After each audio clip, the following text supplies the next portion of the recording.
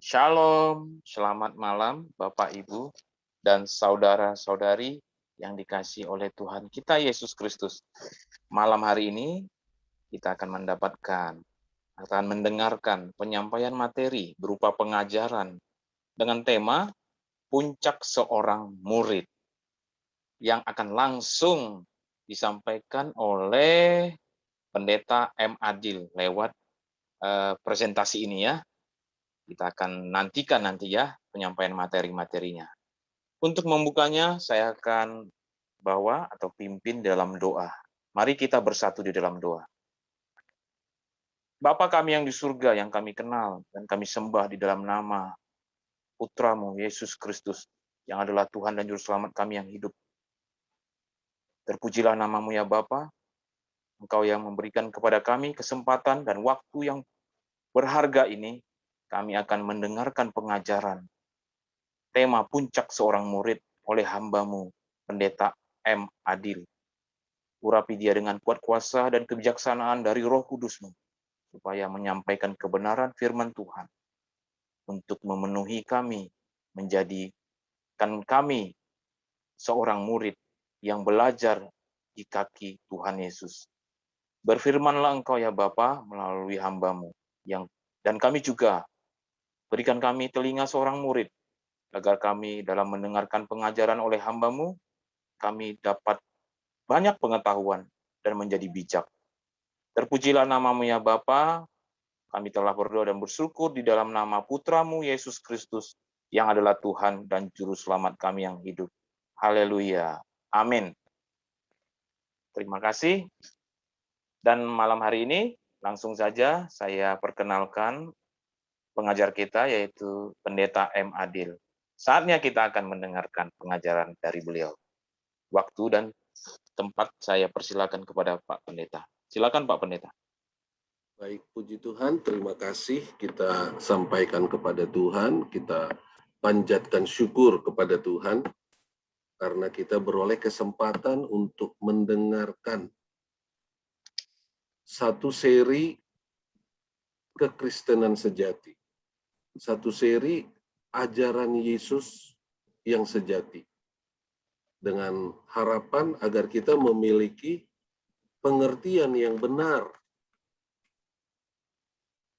sebagai pengikut Kristus, bukan hanya sebagai penganut agama Kristen ataupun Katolik.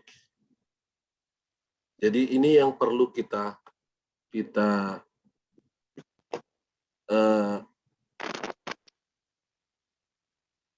perjelas, bahwa menjadi seorang yang beragama Kristen, menjadi seorang yang beragama Katolik, itu tidak berarti saudara itu pengikut Kristus. Ini yang perlu kita pertegas. Karena agama Kristen dan agama Katolik, seperti pada pembicaraan kita, penyampaian pada minggu yang lalu, disebarkan melalui penjajahan, bukan melalui penginjilan. Dan itu sesuatu yang tidak bisa dengan menutup mata kita menolaknya. Kita harus menerima bahwa agama Kristen dan Katolik disebarkan, dibesarkan melalui penjajahan. Semua agama-agama, semua artinya negara-negara yang menyebarkan agama Kristen adalah negara penjajah. Saya sudah sebutkan waktu lalu ya, baik itu Prancis, Italia, Spanyol, Portugis, Belgia, Belanda, Inggris, Jerman, semuanya adalah negara penjajah. Jadi penjajahan itu menyebar ke seluruh dunia, bahkan termasuk Amerika tentu dengan pengaruh dari Inggris ya, maupun Australia. Sisi baiknya adalah agama Kristen meluas, agama Katolik meluas. Sisi buruknya adalah orang menjadi beragama tetapi belum tentu menjadi bertuhan. belum tentu menjadi orang yang sungguh-sungguh komit percaya Yesus dan taat kepada Yesus. Karena mereka menjadi Kristen atau Katolik karena keturunan, karena keluarga, karena negara, bukan karena pendekatan pribadi.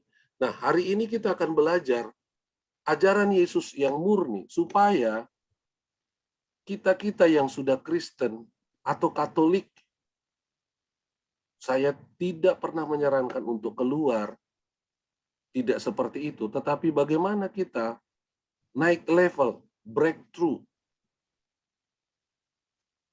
untuk kita menjadi murid Yesus yang sejati.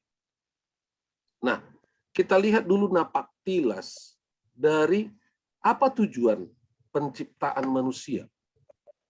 Apa tujuannya penciptaan manusia? Saudara-saudara yang mendengar, baik yang melalui Facebook atau melalui YouTube, maupun yang ada di Zoom meeting ini, saya berharap saudara membuat catatan karena materi kita tidak banyak. Kekristenan sejati, ajaran Yesus yang sejati sangat sederhana. Sangat sederhana. Sangat sederhana. Kalau tidak sederhana, itu bukan ajaran Yesus. Selama 3,5 tahun Yesus mengajar murid-murid, hanya kurang lebih 7 materi khotbah yang disampaikan oleh Yesus, tidak banyak. Jadi, mari kita napak tilas, apa itu sebenarnya kekristenan sejati, kalau kita sebut demikian, atau kekatolikan sejati, karena akar dari Katolik adalah Kristen juga. Jadi penamaan Katolik itu tahun 380 oleh Kaisar Theodosius, memberi baju baru, penampilan baru, nama baru, yang artinya universe, mendunia, diberi nama Katolik. Jadi Katolik dengan Kristen akarnya sama. Dan sebenarnya akarnya itu adalah ajaran Kristus Yesus. Karena itu tidak salah kalau kita kembali menggali akar kebenaran itu, sehingga kita tidak menjadi beragama namun tidak bertuhan.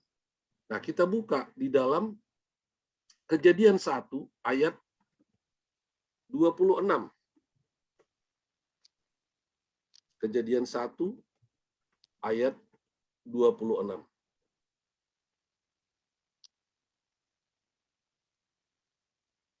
Saya sangat suka ayat ini,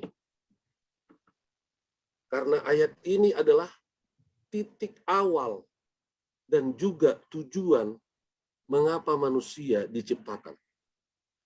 Tidak mengerti ayat ini, saudara tidak akan bisa menjadi manusia yang sesungguhnya. Dan ketika ayat ini diberikan oleh Allah melalui pengucapannya, tidak ada batasan agama. Artinya, Allah tidak pernah membatasi rencananya di dalam kemasan-kemasan atau pengkotak-kotakan agama apapun, termasuk agama Kristen dan Katolik. Kebenaran di dalam Allah, keselamatan di dalam Yesus, tidak mungkin dibungkus oleh satu agama. Itu bukan metode atau cara kerja Allah. Di dalam Kejadian 1 ayat 26, saya berharap Bapak, Ibu, Saudara-saudari, kakak-kakak, adik-adik yang ada di sini bisa mempelajari dan memegang ayat ini. Karena ini adalah ayat pertama Allah berbicara tentang tujuan kenapa Allah menciptakan manusia. Disebutkan demikian, berfirmanlah Allah, baiklah kita menjadikan manusia menurut gambar dan rupa kita, supaya mereka berkuasa atas ikan-ikan di laut, dan burung-burung di udara, dan atas ternak, dan atas seluruh bumi, dan atas segala binatang melata yang merayap di bumi. Yang pertama tujuan Allah menciptakan manusia adalah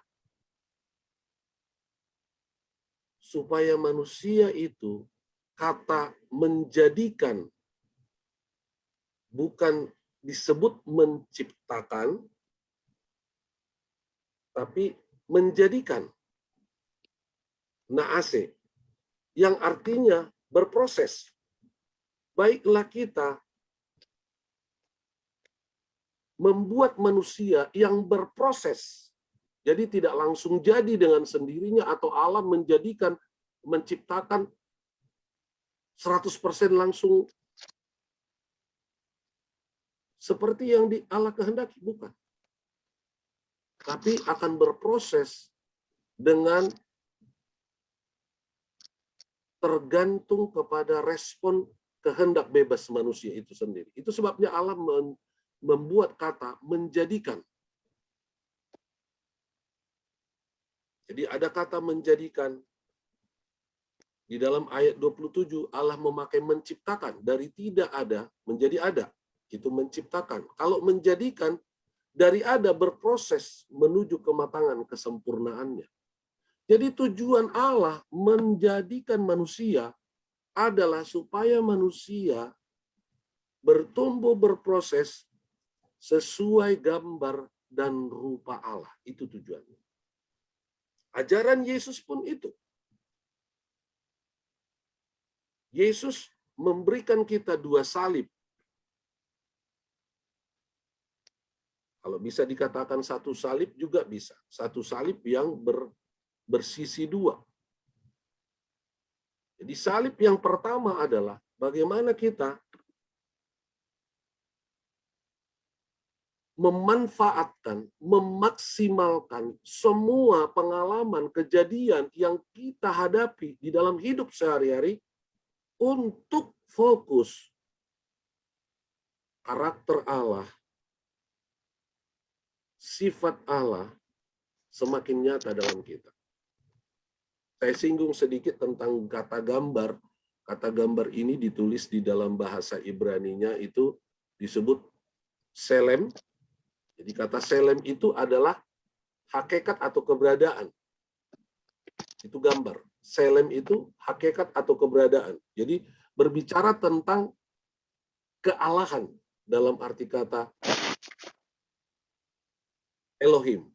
Kealahan. Apa itu kealahan atau gambar? Keberadaan Allah dalam kemahaannya. Maha kuasa, itu gambar.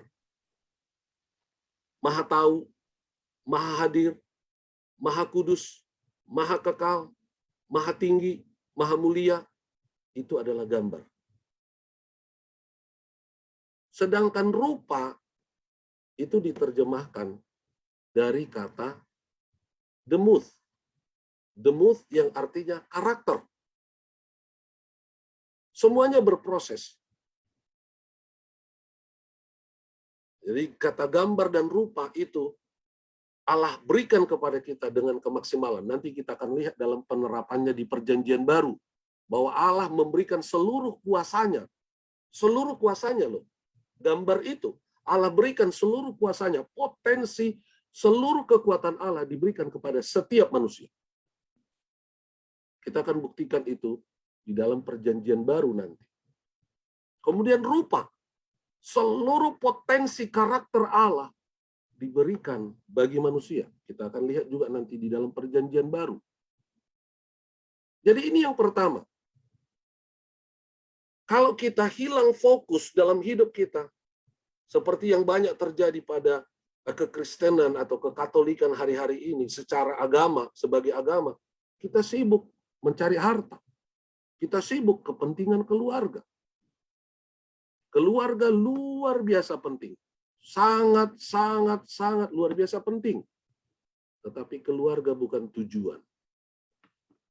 Tujuan utama hidup kita adalah karakter kita dan gambar Allah, kekudusannya, kemuliaannya, kuasanya bertumbuh di dalam kita. Itu tujuan hidup kita.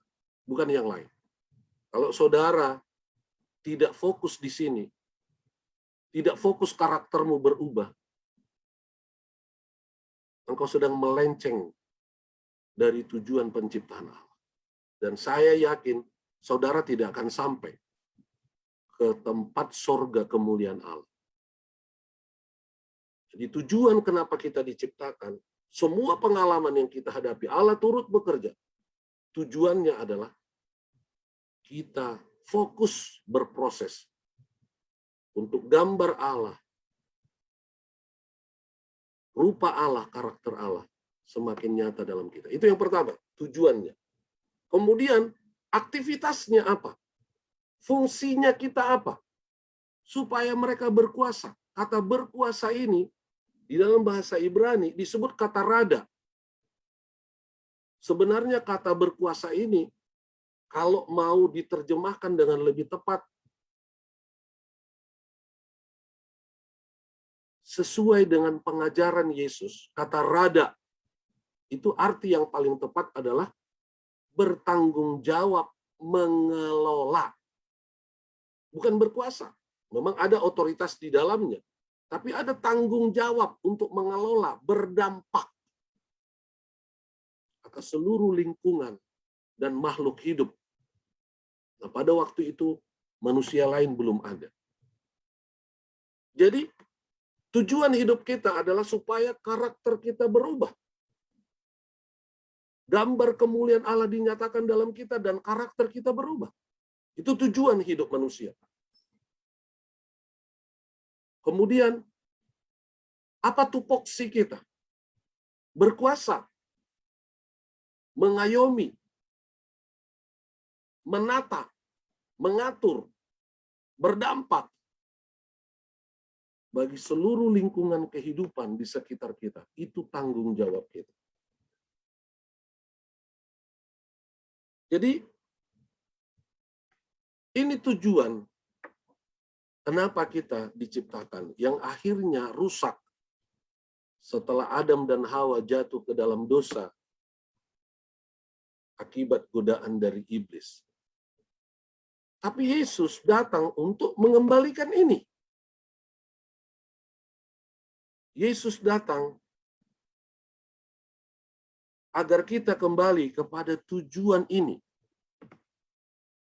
Pemuritan tujuannya adalah untuk dua ini. Kekristenan sejati untuk dua ini juga. Sayang sekali, sangat banyak orang-orang, termasuk yang menjadi pelayan Tuhan, pelayan gereja, saya katakan lebih tepat, pemimpin-pemimpin gereja agama Kristen Katolik, banyak lebih sibuk fokus kepada pengajaran, pelayanan, penggembalaan, atau pengorganisasian secara gereja. Mereka sendiri tidak menjadi murid Yesus. Kita belajar pada minggu yang lalu, apa murid Yesus? Dua hal yang sama. Coba kita lihat dalam Matius 28, ayat 19-20. Jadikanlah segala bangsa muridku. Kata murid berbicara tentang dua hal. Kita sudah jelaskan pada minggu lalu. Kata murid, matetes, memiliki dua makna. Yang pertama, meniru, meneladani sikap, karakter, pola, cara hidup, cara berpikir gurunya. Itu yang pertama. Yang kedua, melakukan segala sesuatu yang diajarkan dan diperintahkan gurunya. Jadikanlah semua bangsa muridku, ini bukan secara global. Ini bukan secara kolektif.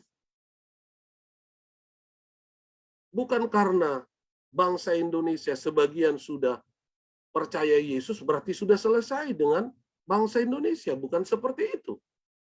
Personal. Satu demi satu.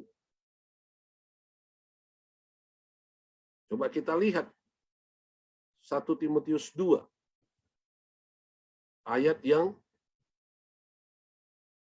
pertama dan ayat yang keempat. Pertama-tama aku menasihatkan.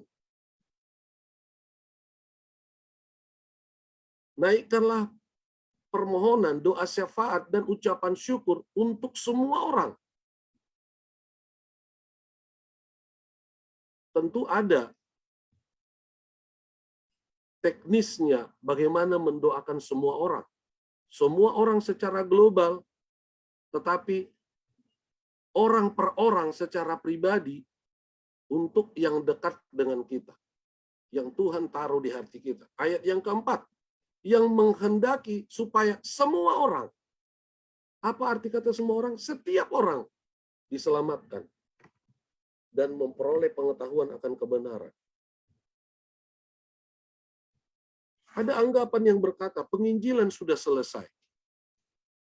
Bangsa Amerika sudah mengenal Yesus. Yesus tidak bilang seperti itu. Yesus mau setiap orang, orang per orang, memiliki pengenalan, pengetahuan akan kebenaran. Kita kembali kepada ayat yang tadi. Jadi apa arti kata murid? Kata murid itu artinya meniru cara hidup, cara berpikir, karakter gurunya. Itu yang pertama. Kemudian kedua, melakukan segala sesuatu yang telah diperintahkan oleh gurunya, Yesus. Segala sesuatu.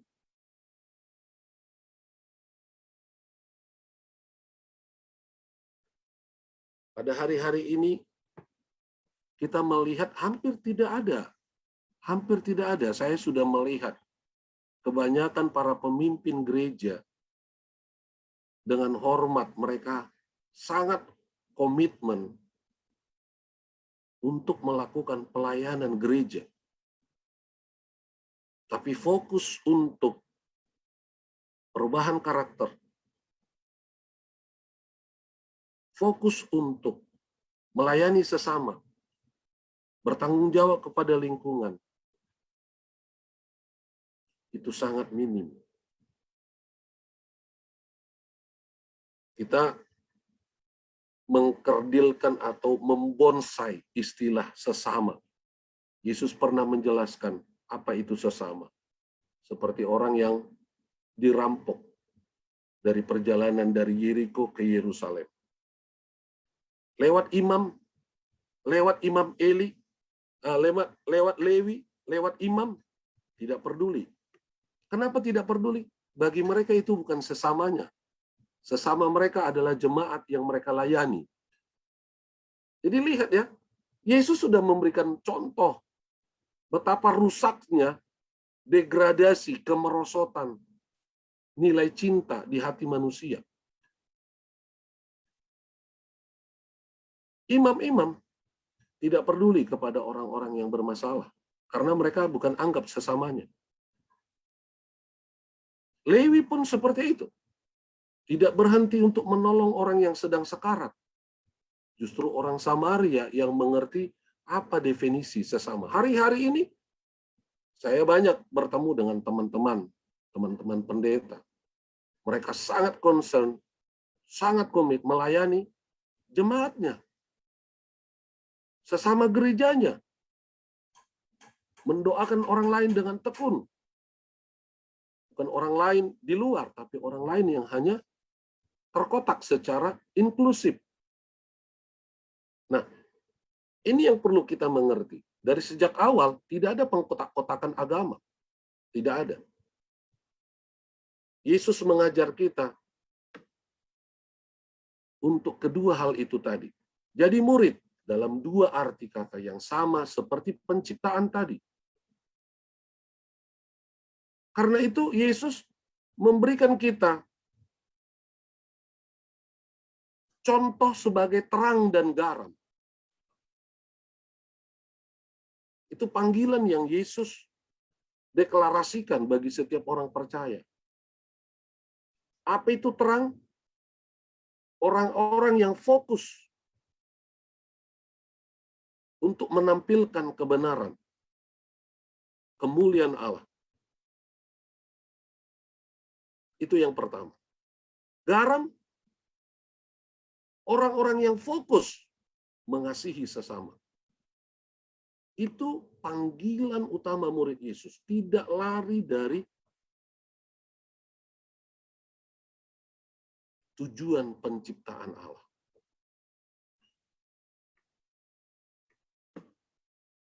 Kekristenan dan Katolik sebagai agama tentu memiliki kebaikan, banyak kebaikan, sangat banyak.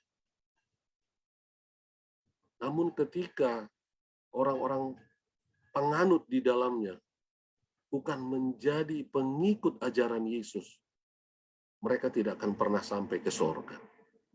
Kalau hanya sekedar beragama, tidak akan mungkin sampai ke dalam keselamatan kekal. Setiap orang, baik di dalam agama Kristen dan Katolik, maupun di luar agama Kristen Katolik, harus menjadi murid Yesus. Seperti yang Yesus katakan, jadikan segala bangsa, orang per orang, menjadi murid. Dan untuk itu, nah ini kuncinya yang paling vital. Menjadi modal dasar kita adalah kita dijadikan anak seperti bayi melalui penebusan darah Yesus. Haleluya. Tapi itu masih bayi. Ada satu kunci yang justru hari ini banyak gereja Kristen dan Katolik menolaknya. Makanya saya katakan, tidak mungkin tubuh Kristus bersatu di dalam agama Kristen dan Katolik. Tidak mungkin.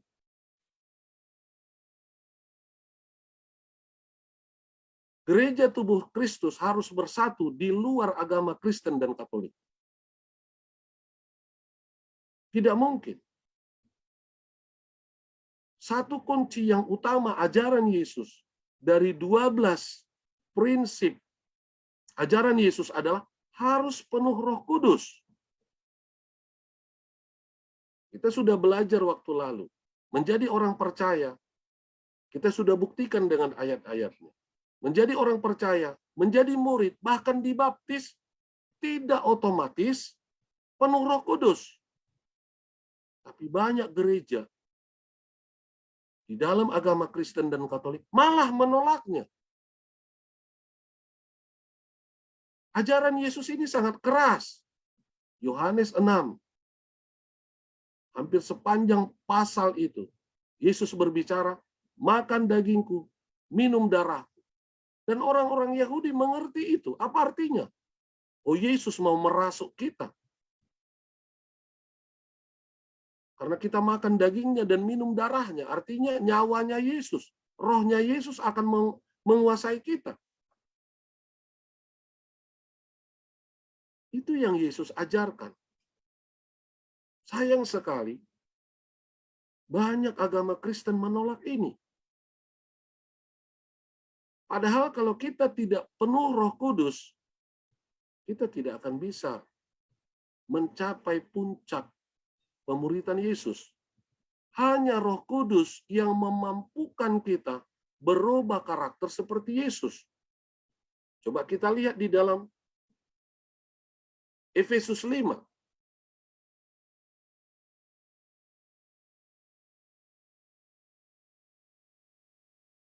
Ayat 22-23. Efesus 5 ayat 22-23.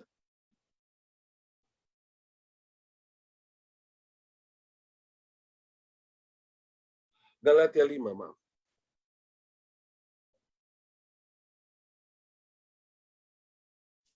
Ayat 22-23. Tetapi buah roh ialah kasih, sukacita, damai sejahtera, kesabaran, kemurahan, kebaikan, kesetiaan, kelemah lembutan, penguasaan diri.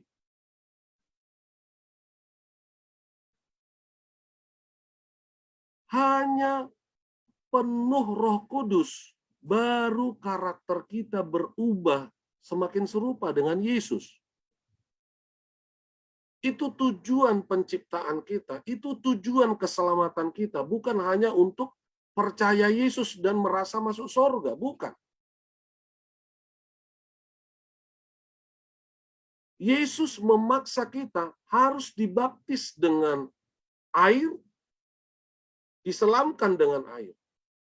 Bukan dipermandikan.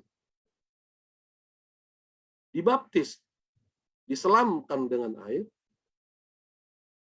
diselamkan dengan roh. Coba kita lihat di dalam Yohanes 3.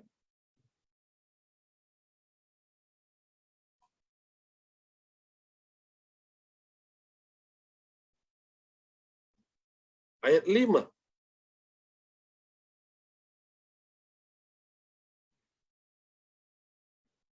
Yohanes 3 ayat 5. Jawab Yesus, aku berkata kepadamu, sesungguhnya jika seorang tidak dilahirkan dari air dan roh, ia tidak dapat masuk ke dalam kerajaan sorga. Kemudian kita lihat lagi Roma pasal yang kelima ayat 5.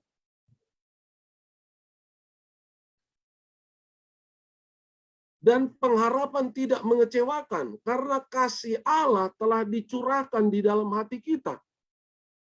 Jadi kasih Allah itu telah dicurahkan dalam hati kita oleh Roh Kudus yang telah apa? Telah dikaruniakan kepada kita lewat kepenuhan Roh Kudus. Kenapa banyak orang tidak mengerti ajaran Yesus? Karena menolak kepenuhan Roh Kudus. Kepenuhan Roh Kudus sudah ada sejak perjanjian lama. Musa dengan 70 tua-tua, dengan 2 pengerja di dalam kemah, dilawat Roh Kudus. Dalam arti kata, mereka memiliki ciri-ciri yang sama, seperti kehilangan kesadaran, seperti orang yang kerasukan.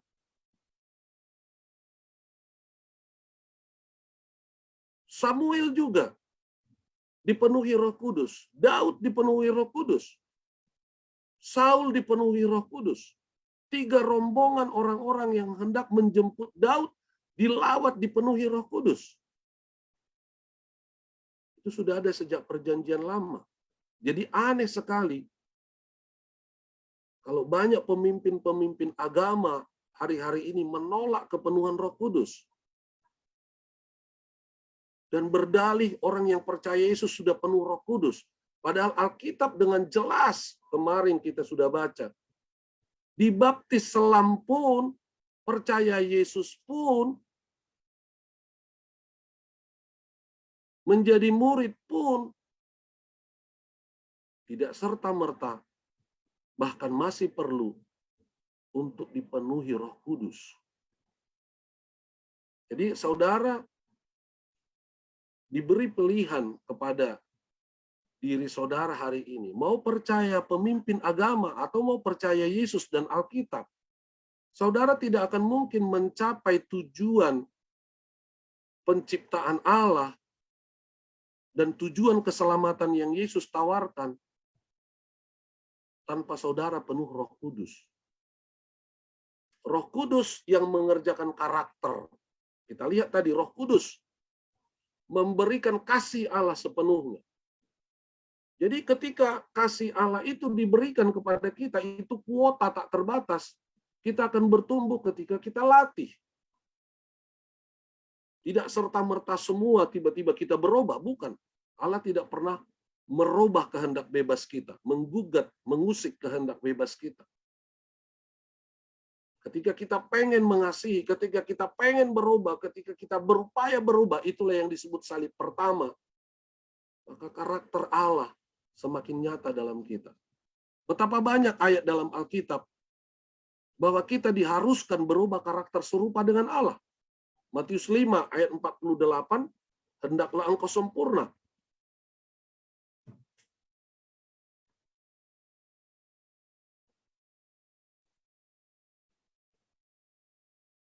Karena itu haruslah kamu sempurna. Seperti Bapamu yang di sorga adalah sempurna. Harus. Tapi berapa banyak saudara mendengar, oh itu kan dulu. Itu kan bukan begitu maksudnya. Kalau saudara penuh Roh Kudus, saudara akan tahu ini keharusan dan harus dicapai. Sejak penciptaan, Allah menjadikan manusia untuk menjadi segambar dan serupa dengan Dia. Jadi kalau ada saudara mendengar siapapun pemimpin agama, agama Kristen, agama Katolik yang mengatakan berbeda, itulah yang disebut Injil yang lain dan roh yang lain. Hanya dengan penuh Roh Kudus kita bisa. Coba lihat lagi. Lukas 9, Lukas 6 ayat 36.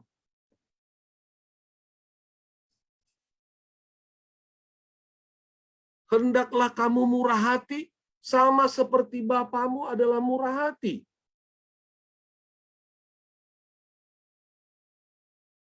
Jadi bisakah kita murah hati seperti Allah? Bukan hanya bisa, harus.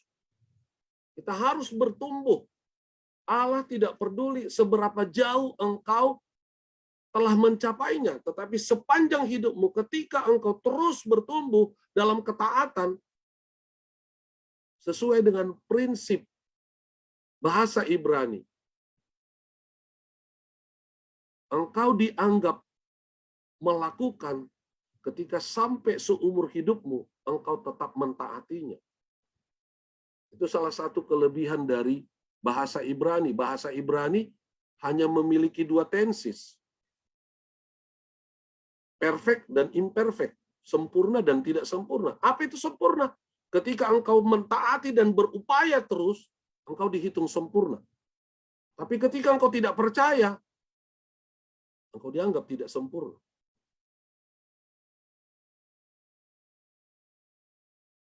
Apalagi 1 Petrus 1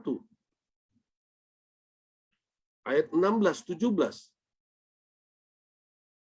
Sebab ayat 15-16, tetapi hendaklah kamu menjadi kudus di dalam seluruh hidupmu, sama seperti Dia yang kudus yang telah memanggil kamu. Sebab ada tertulis, kuduslah kamu sebab aku kudus.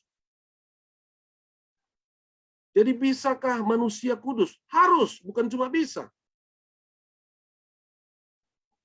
Harus. Orang-orang yang tidak fokus menjadi kudus tidak mungkin masuk kerajaan surga karena mereka, orang-orang Kristen yang demikian, hanya mengikuti agama, bukan mengikuti ajaran Yesus.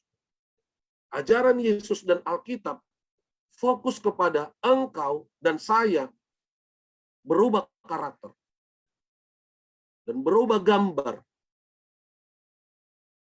Jadi kekudusan Allah diberikan pada kita, dan itu hanya mampu ketika Allah masuk di dalam kita lewat Roh Kudus.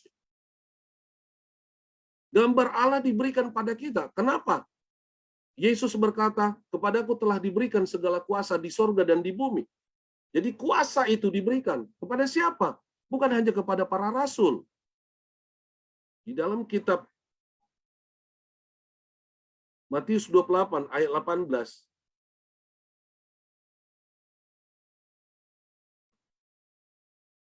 Yesus mendekati mereka dan berkata, kepadaku telah diberikan segala kuasa di sorga dan di bumi. Jadi segala kuasa itu diberikan kepada Yesus, dan Yesus mendelegasikannya kepada semua orang, bukan hanya kepada murid-murid. Mana buktinya? Coba kita lihat Efesus pasal yang pertama ayat 19.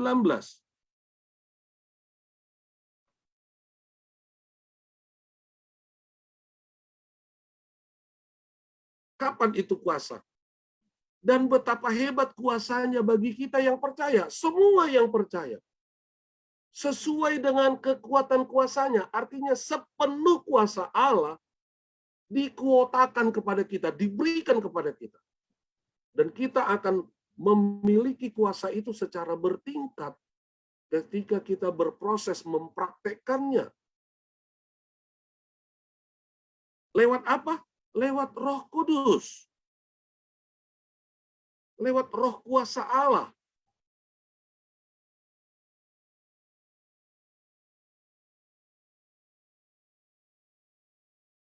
Rasul Paulus menulis tentang roh.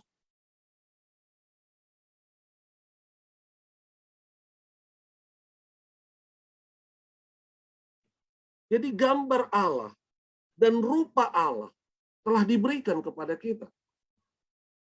Ketika kita fokus dengan prinsip salib, menekuni ini, maka kita akan dirubah atau berubah semakin serupa, segambar dengan Allah. Kemudian yang kedua, kita dapat berfungsi untuk mengasihi, melayani orang lain. Kita lihat apa yang menjadi pikiran Kristus, tujuan kenapa kita menjadi murid. Sudah jelas tadi, meniru karakter dan gambarnya Yesus, cara berpikirnya, cara hidupnya, itu tertulis juga di dalam 1 Yohanes 2 ayat 6.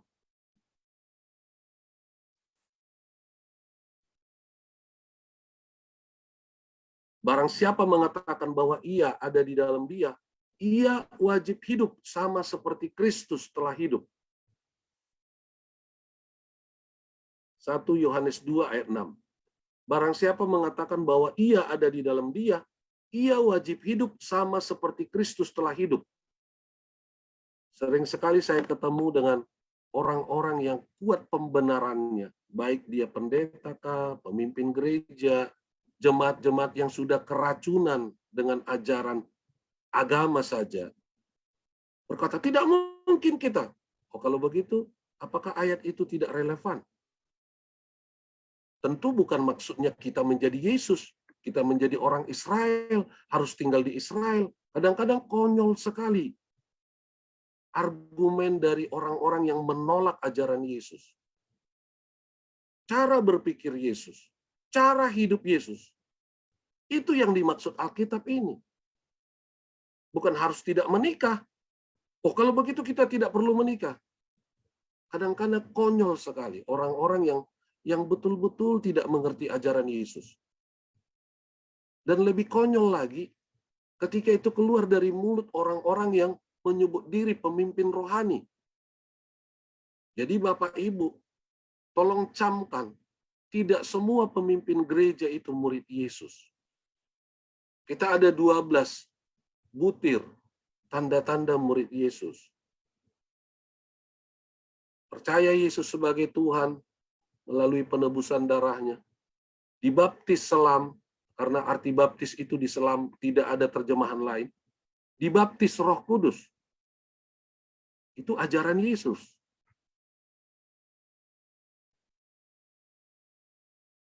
Dan banyak lagi yang lain butir-butir yang tidak akan bisa dilakukan kalau kita tidak penuh Roh Kudus.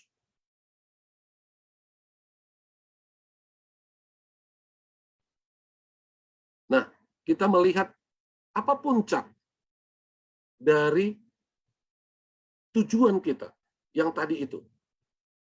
Mengikuti karakter Yesus. Kemudian melakukan apa yang Yesus kerjakan.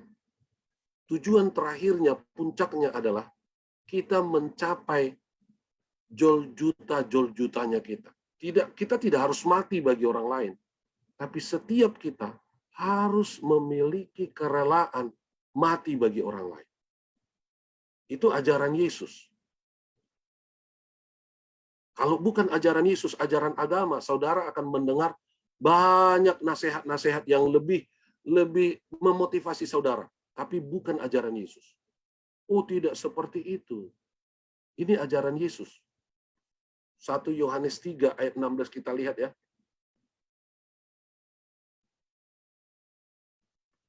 1 Yohanes 3 ayat 16. Ayat yang kedua dikatakan, saudara-saudaraku yang kekasih, sekarang kita adalah anak-anak Allah, tetapi belum nyata apa keadaan kita kelak. Akan tetapi kita tahu bahwa apabila Kristus menyatakan dirinya, kita akan menjadi sama seperti dia. Sama dalam hal apa?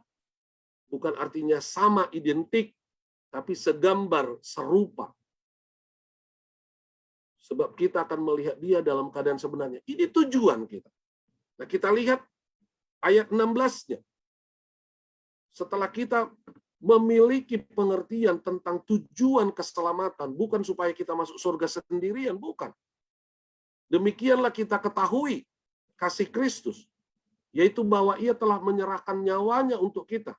Jadi kita pun wajib menyerahkan nyawa kita untuk saudara-saudara kita. Wajib. Itu ajaran Yesus. Ajaran yang lain itu Injil lain. Pekerja palsu yang mengajarkan yang lain. Pekerja Yesus yang asli mengajar saudara mengasihi sesama dan rela mati untuk sesama. Itu tujuan. Sekarang mungkin belum, tapi engkau tidak akan bisa sampai ke situ ketika engkau tidak mengerti itu adalah garis pengajaran Yesus. Engkau harus berubah sampai engkau bisa mengasihi orang lain, mementingkan orang lain, sampai rela mati untuk orang lain. Itu ajaran Yesus.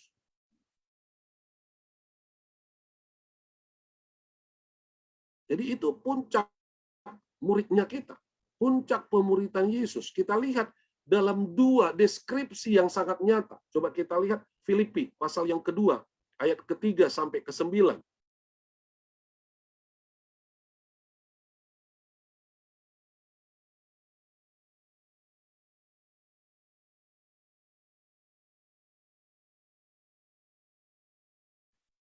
Saya harap saudara menyimak ya. Dengan tidak mencari kepentingan sendiri atau puji-pujian yang sia-sia. Sebaliknya hendaklah dengan rendah hati yang seorang menganggap yang lain lebih utama daripada dirinya sendiri. Dan janganlah tiap-tiap orang hanya memperhatikan kepentingannya sendiri, tetapi kepentingan orang lain juga. Ini pikiran dan perasaan yang terdapat dalam Kristus Yesus, menyeluruh sampai ayat yang ke-8. Hendaklah kamu dalam hidupmu bersama menaruh pikiran dan perasaan yang terdapat juga dalam Kristus Yesus, yang walaupun dalam rupa Allah tidak menganggap kesetaraan dengan Allah itu sebagai milik yang harus dipertahankan, melainkan telah mengosongkan dirinya sendiri, mengambil rupa seorang hamba dan menjadi sama dengan manusia. Dan dalam keadaan sebagai manusia, ia telah merendahkan dirinya dan taat sampai mati, bahkan sampai mati di kayu salib. Saudara lihat, ini adalah garis kerja kita. Engkau mulai bertumbuh mementingkan kepentingan orang lain. Tentu jangan lagi ada orang yang konyol, oh berarti kita mengabaikan. Tidak. Engkau tetap memperhatikan kepentingan-kepentingan orang-orang di sekitarmu, tanggung jawabmu, tetapi engkau mementingkan juga kepentingan orang lain. Itu ajaran Yesus. Hari-hari ini, di dalam kehidupan beragama, apa yang diajarkan kepada kita? Engkau baik-baik urus dirimu, engkau berhasil, engkau sehat, anak cucumu kaya raya, mereka berhasil sukses. Tapi ajaran Yesus tidak seperti itu. Ajaran Yesus, setiap orang harus bertanggung jawab, menolong, mengasihi, berkorban, sampai rela mati untuk sesamanya. Betapa jauhnya pengajaran yang kita terima melalui gereja, melalui agama, dengan apa yang Yesus ajarkan. Coba kita lihat lagi perbandingan ini, sama persis. Matius 20 ayat 22. Ini dimulai dari ketika ibu-ibu Zebedeus, Yakobus dengan Yohanes datang meminta posisi yang mulia di sebelah kiri dan sebelah kanan Yesus di dalam kerajaan sorga. Tapi Yesus menjawab, kamu tidak tahu apa yang kamu minta. Dapatkah kamu meminum cawan yang harus kuminum? Kata mereka kepadanya, kami dapat. Perhatikan, Bapak Ibu, karena ini bukan hanya ayat untuk Yakobus dan Yohanes. Semua yang dituliskan di Alkitab itu untuk orang yang percaya pada umumnya. Coba lihat. Ini prinsip yang sama dengan Filipi pasal 2 tadi, ayat 3 sampai 8. Cawanku memang akan kamu minum. Cawan apa itu? Cawan penderitaan. Kerelaan menderita untuk Tuhan dan sesama. Tetapi hal duduk di sebelah kananku atau sebelah kiriku, aku tidak berhak memberikannya. Itu akan diberikan kepada orang-orang bagi siapa Bapakku telah menyediakannya. Mendengar itu marahlah ke 10 murid yang lain kepada kedua saudara itu. Perhatikan Bapak Ibu. Tetapi Yesus memanggil mereka lalu berkata, inilah yang dikatakan Bapak Ibu, saya jelaskan, kata berkuasa yang di dalam kitab Kejadian 1 ayat 26 dan berikutnya. Supaya mereka berkuasa. Apa berkuasa itu? Bertanggung jawab, mengelola, mengayomi, menaungi, berdampak sebagai terang dan garam bagi sesama dan lingkungannya. Kita baca, kamu tahu bahwa pemerintah-pemerintah bangsa-bangsa memerintah rakyatnya dengan tangan besi, dan pembesar-pembesar menjalankan kuasanya dengan keras atas mereka. Tidaklah demikian di antara kamu. Barang siapa ingin menjadi besar di antara kamu, hendaklah ia menjadi pelayanmu. Dan barang siapa ingin menjadi terkemuka di antara kamu, hendaklah ia menjadi hambamu. Inilah panggilan dan tujuan penciptaan Allah, bukan hanya untuk para rasul, untuk setiap orang percaya. Menjadi terang dan garam. Terang adalah sesuatu terbakar, rela terbakar untuk menerangi yang lain. Garam adalah sesuatu hancur untuk memberkati yang lain. Memiliki hati pelayan, memiliki hati hamba untuk semua orang. Ini ajaran Yesus. Ayat 28. Jadi tidak mementingkan diri sendiri. Sama seperti anak manusia. Kenapa dikatakan sama seperti anak manusia? Saudara pun punya tujuan hidup yang sama.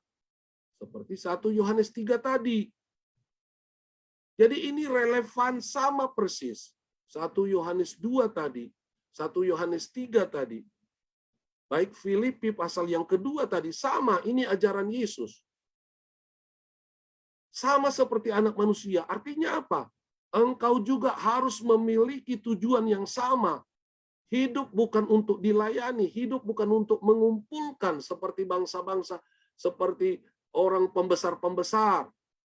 Orang-orang dunia mengumpulkan, menikmati, tetapi kita tidak dipanggil oleh Allah melalui Yesus seperti itu. Kita dipanggil melayani orang lain. Kita dipanggil menjadi hamba untuk orang lain. Kita dipanggil bukan hanya untuk melayani, untuk memberikan nyawa kita, nyawamu Bapak Ibu, menjadi tebusan keselamatan, jalan keselamatan bagi banyak orang.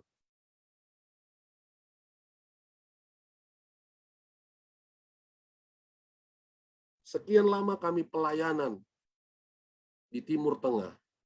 Banyak orang berkata, wow, kok berani ya? Saya katakan kami tidak berani. Kami tidak berani. Ketika Tuhan perintahkan kami untuk pergi ke Timur Tengah, kami tidak berani. Tapi kami taat. Banyak orang beralasan sangat kaya untuk tidak mentaati Tuhan. Banyak pemimpin-pemimpin agama tidak menginjil dengan banyak alasan. Yang sebenarnya mereka bukan murid Yesus. Saya garis bawahi ini. Banyak pemimpin-pemimpin agama kita bukan murid Yesus. Tidak memiliki keterbebanan, tanggung jawab untuk keselamatan orang-orang di lingkungannya. Tidak memberitakan Injil. Padahal murid Yesus ciri yang utama memberitakan Injil. Mari ikutlah aku, kamu kujadikan pendeta. Bukan kan? Mari ikutlah aku, kamu kujadikan majelis. Bukan kan? Mari ikutlah aku, kamu kujadikan rohaniawan. Bukan. Mari ikutlah aku, kamu kujadikan pastor. Bukan. Mari ikutlah aku, kamu kujadikan penjala manusia. Artinya melalui hidup kita, satu tanda bahwa kita taat, satu tanda bahwa kita percaya Yesus, satu tanda bahwa kita murid Yesus, akan ada jiwa-jiwa baru dimenangkan karena Injil. bukan karena kelahiran, bukan karena pertumbuhan biologis.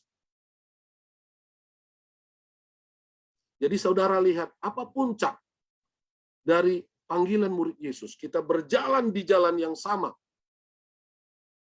menuju salib kita. Di salib itu adalah puncak karakter kita semakin serupa dengan Allah. Di salib itu adalah puncak tanggung jawab kita mengasihi dan rela berkorban untuk sesama. Hari ini mungkin Bapak Ibu belum sampai di puncak itu, tidak masalah. Tanggalkan semua kepercayaan-kepercayaan palsu yang menentang Alkitab, yang menentang ajaran Yesus. Engkau diciptakan semua tanpa batas agama. Ketika Allah menciptakan manusia tidak ada batas agama. Engkau diciptakan memiliki kemampuan untuk berubah sesuai gambar dan rupa Allah. Saya sudah terangkan tadi apa itu gambar. Saya sudah jelaskan dengan ayat-ayat tambahan. Hakikat Allah, kekudusannya, kemahakuasaannya diberikan kepada kita. Apa itu rupa kasih dan karakternya. Dan itu hanya terjadi ketika kita penuh Roh Kudus. Tidak akan mungkin terjadi tanpa Roh Kudus masuk di dalam kita. Itu yang pertama. Yang kedua, kita bertumbuh dalam tanggung jawab untuk sesama, memberkati sesama. Menjadi terang dan garam, bahkan sampai rela mati untuk sesama. Tidak ada kekristenan yang egois. Kita sudah baca ayatnya waktu lalu. Di Roma 2, ayat 8, kita baca lagi kembali. Allah bukan hanya benci, bukan hanya marah, murka dan geram bagi orang-orang yang hidup bagi kepentingan dirinya.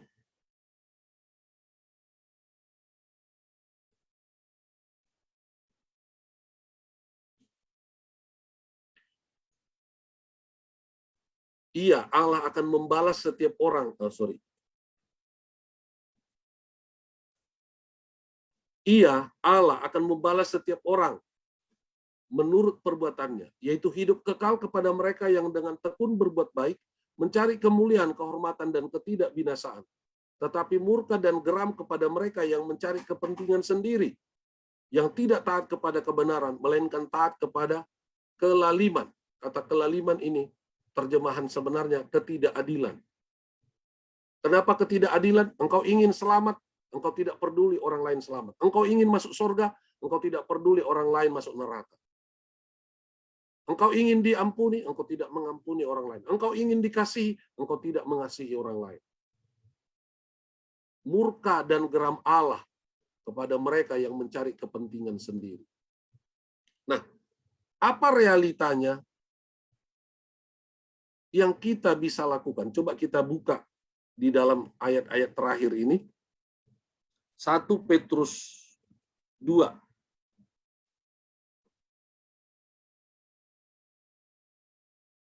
Ayat 5. Kita dipanggil bukan hanya menjadi fondasi. Kita dipanggil untuk dipakai sebagai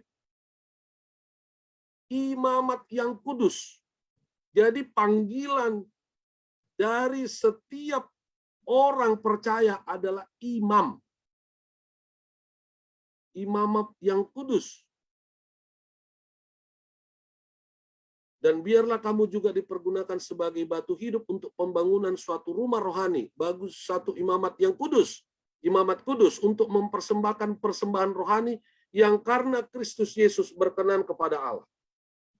Jadi tugas utama kita yang paling esensi adalah imamat rajani. Itu disebutkan lebih jelas imamat kudus seperti apa. Tetapi kamulah bangsa yang terpilih, imamat yang rajani. Bangsa yang kudus. Umat kepunyaan Allah sendiri. Apa tugas utamanya? Memberitakan perbuatan-perbuatan yang besar dari Dia. Jadi seorang percaya murid Yesus mengasihi sesama, bersaksi kepada sesama, memberitakan perbuatan-perbuatan Allah kepada orang lain. Dan sebutan untuk tugas itu adalah imamat rajani. Jadi apa puncak dari panggilan murid Yesus? Imamat rajani. Bagaimana realitanya sehari-hari imamat rajani? Seorang imamat rajani setiap hari mendoakan, memohon belas kasih untuk orang-orang di 3 area. Pertama, area keluarganya. Kalau belum menikah, keluarga dari pihak mama, keluarga dari pihak papa. Kalau sudah menikah, keluarga dari pihak istri, keluarga dari pihak suami. Keluarga semua. Itu yang pertama. Yang kedua, lingkungan. Seperti kitab Kejadian itu. Engkau bertanggung jawab supaya lingkunganmu terlindungi dari serangan kuasa kegelapan, sakit penyakit, roh-roh jahat. Supaya lingkunganmu mendapat lawatan, keselamatan, seperti 1 Timotius 2 tadi. Domain pertama, keluargamu. Domain kedua, lingkunganmu adalah tanggung jawabmu. Yang ketiga, domain ketiga, wilayah aktivitasmu. Ketika engkau bertugas sebagai mahasiswa, semua orang-orang yang ada di komunitas kuliahmu, tanggung jawabmu untuk mendoakan mereka, dan engkau menjadi terang dan garam bagi mereka.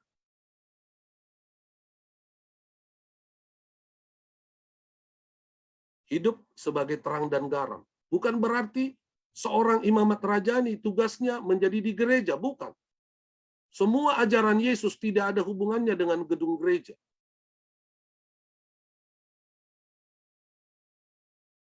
Tidak ada hubungannya dengan aktivitas di dalam gedung gereja. Gedung gereja adalah tempat pembinaan, tempat pelatihan. Tetapi praktek kita sebagai imam adalah dalam hidup kita sehari-hari. Ketika engkau menjadi pegawai, jadi pegawai yang jujur, pegawai yang mengasihi, pegawai yang rajin, pegawai yang menjadi teladan bagi orang lain. Ketika engkau menjadi cleaning service, engkau menjadi cleaning service yang jujur, security yang rajin, yang sopan, menjadi terang dan garam.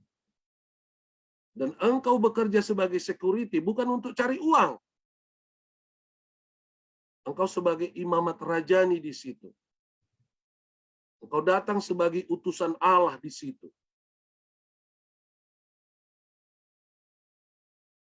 Tidak ada manusia boleh hidup untuk cari uang. Tidak ada. Tidak boleh.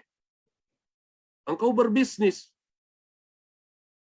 Engkau bekerja untuk menjadi imamat rajani. Menjadi teladan di tempatmu bekerja. Menjadi terang dan garam di tempatmu berbisnis.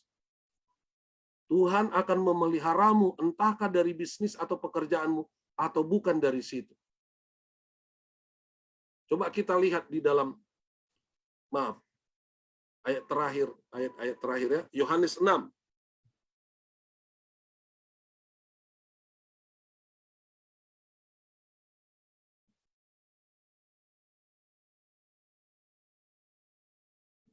Maaf. Yohanes 6 ayat 26-27. Coba lihat. Yesus menjawab mereka, "Aku berkata kepadamu, sesungguhnya kamu mencari aku bukan karena kamu telah melihat tanda-tanda, melainkan karena kamu telah makan roti itu dan kamu menjadi kenyang." Tuhan katakan seperti ini. Lihat ya, saya akan teguhkan dengan ayat yang lain. Bekerjalah bukan untuk makanan yang akan dapat binasa, melainkan untuk makanan yang bertahan sampai kepada hidup yang kekal, yang akan diberikan Anak Manusia kepadamu. Sebab dialah yang disahkan oleh Bapa Allah dengan meterainya. Jadi kita tidak boleh bekerja untuk cari uang saja, bukan. Kita bekerja untuk Tuhan. Sebagai imamat rajani dimanapun aktivitas kita. Orang yang pergi kuliah bukan bertugas hanya untuk kuliah, tetapi menjadi imamat rajani di mana dia kuliah. Orang yang berbisnis bukan untuk cari uang. Itu bukan tujuan utama. melainkan mengikuti panggilan Allah dalam dia sebagai imamat rajani, sebagai pedagang. Dia menjadi imamat rajani di sana. Seperti yang kita jelaskan tadi. Menjadi terang dan garam, menjadi pendoa untuk orang lain, menjadi kesaksian dan teladan, dan memberitakan Injil ketika ada kesempatan. Allah akan memberkati kita melalui usaha kita utamanya. Tetapi ketika kita melakukan fungsi sebagai imamat rajani, Allah lah yang memelihara dan menanggung-jawabi serta menambahkan apa yang kita perlu, seperti Matius 6 ayat 33. Cari dulu kerajaan Allah dan kebenarannya, maka sekaliannya ditambahkan. Ketika kita mengerti panggilan kita sebagai imamat rajani, sebagai puncak murid Kristus, maka Allah bertanggung jawab memelihara hidup kita. 2 Korintus 5 ayat 15. Coba kita baca ayat ini sama-sama. 2, 3. Dan Kristus telah mati untuk semua orang. Supaya mereka yang hidup tidak lagi hidup untuk dirinya sendiri. Tetapi untuk Dia yang telah mati dan telah dibangkitkan untuk mereka.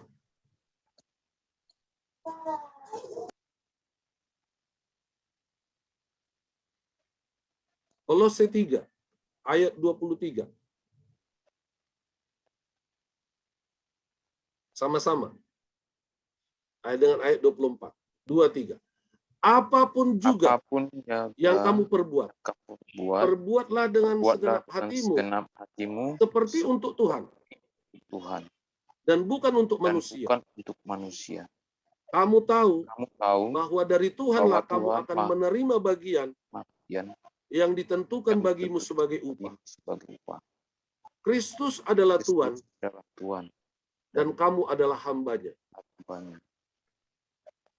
Jadi panggilan puncak dari seorang murid Kristus, kedewasaan, ketika setiap orang percaya mengerti panggilan imamat rajani dimanapun dia beraktivitas, apapun bidang pekerjaannya, dimanapun area level ekonominya, semua harus imamat rajani.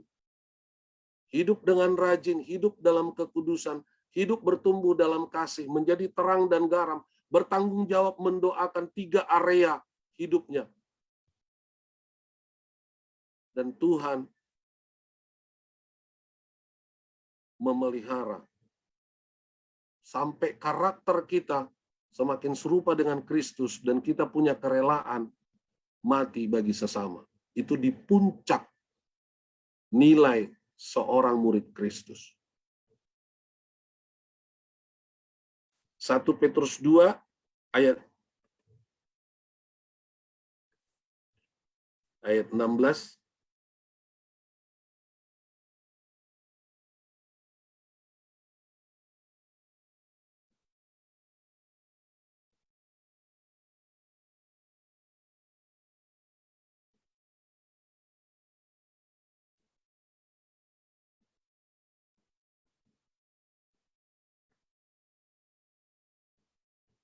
Ya. Bentar ya, 1 Petrus 2 ayat 16. Ya. Bukan, sorry. Ya, ayat 21, sorry. 21. Jadi, maaf, ayat 21. Ya, lanjut, Pak. 1 Petrus 2 ayat 21. Inilah keteladanan Kristus yang akan kita capai ketika kita berjalan sebagai muridnya. Kita baca sama-sama ayat terakhir, 2, 3. Sebab untuk itulah kamu dipanggil. Karena Kristus pun telah menderita untuk kamu dan telah meninggalkan teladan bagimu supaya kamu mengikuti jejaknya. Jadi panggilan kita sebagai murid Yesus mengikuti jejaknya. Sampai kemana? Sampai ke salib kita. Kita tidak harus mati. Jangan lagi ada tafsiran argumen yang konyol tentang itu. Kita punya kerelaan untuk dua hal. Sebagai penerapan dari tujuan penciptaan. Salib, karakter kita berubah semakin serupa dengan Allah, dengan Yesus, melalui Roh Kudus. Dua, kita melayani, mengasihi, bertanggung jawab, berdampak kepada sesama lingkungan kita dalam 3 area tadi. Dan itu pun kita tidak akan mampu lakukan tanpa Roh Kudus memenuhi kita. Tuhan Yesus memberkati kita semua. Mari kita tundukkan kepala. Tuhan, kami bersyukur untuk kasih karunia-Mu. Kami percaya, Bapa, firman-Mu telah hamba sampaikan. Apa tujuan pemuritan Kristus yang tidak akan mungkin kami capai dalam aktivitas padatnya kegiatan-kegiatan gerejawi. Sebab kami Engkau panggil menjadi imamat rajani sebagai refleksi perwakilan hadir-Mu melalui hidup kami untuk sesama kami. Ketika karakter kami berubah, semakin serupa dengan Engkau. Dan kami pun mengembangkan tanggung jawab kasih kami, menaungi, mengayomi, berdampak sebagai terang dan garam bagi semua orang di sekitar kami. Tuhan, terima kasih. Semua yang mendengar, baik yang ada di Zoom meeting ini, maupun yang pemirsa yang menonton baik di YouTube sesudah ini, di Facebook sesudah ini, ataupun saat sekarang, mengalami lawatan pencerahan jamahan dari Tuhan.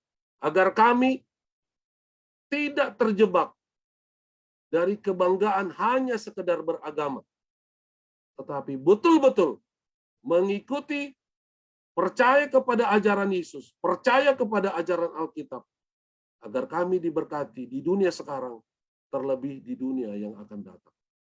Kami mengucap syukur, kami terima kebenaran ini dalam nama Tuhan Yesus Kristus. Amin. Amin.